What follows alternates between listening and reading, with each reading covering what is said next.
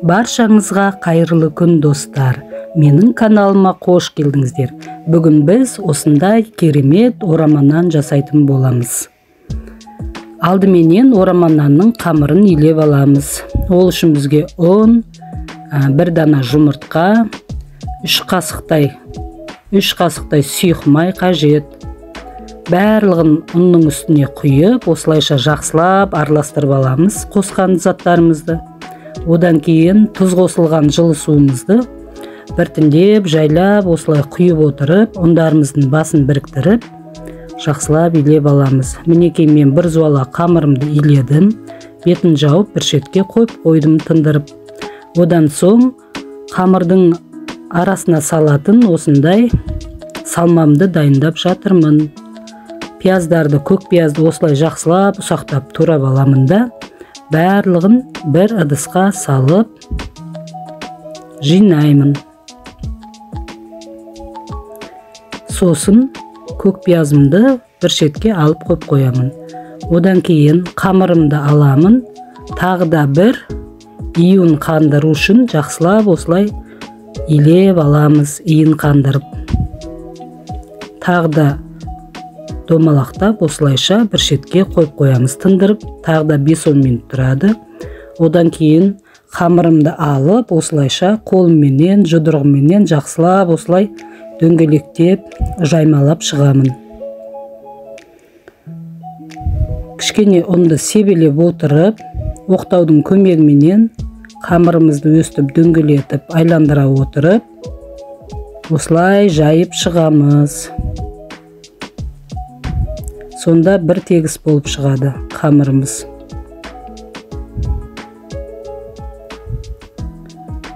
Мінекей қамырымды жайып болдым. Үлкен бір зуала қамыр болды. Үлкен болып жайылды, жұқа болып, әдем болып. Сосын тура қақ ортасынан өстіп қамырымызды екіге бөлеміз. Жартысын бір шетке алып қоя тұрамын. Екінші жартысын өзіме қаратып аламын да.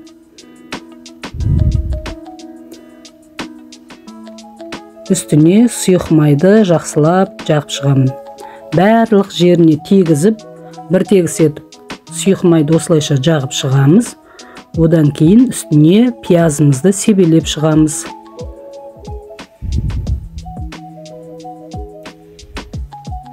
Осылайша пияздарын үстіне себелеп жақсылап. Одан кейін шетінен бастап, осылай ораймыз. Қамырымызды осылайша жақсылап бір тегіс етіп орап шығамыз. Екі шетін ұстап, осылай жақындатып аламын да, алдын ала дайындалған, май жағылған мантаваркымның ыдысына алып, осылай қоямын. Сосын қойған қамырымның үстіне осылай сұйық май жағып шығамын.